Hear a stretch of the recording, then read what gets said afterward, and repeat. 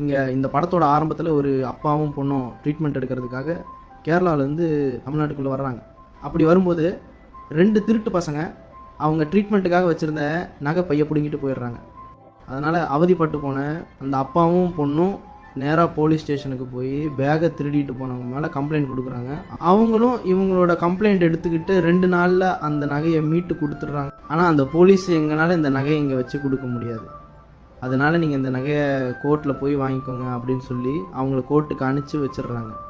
அதை கேட்ட அவங்களும் வேறு வழி இல்லாமல் அந்த கோர்ட்டில் போய் பேபி கண்ணன்கிற ஒரு பெரிய லாயர் பிடிச்சி அந்த நகையை வாங்கி தர சொல்லி வாதாடுறாங்க.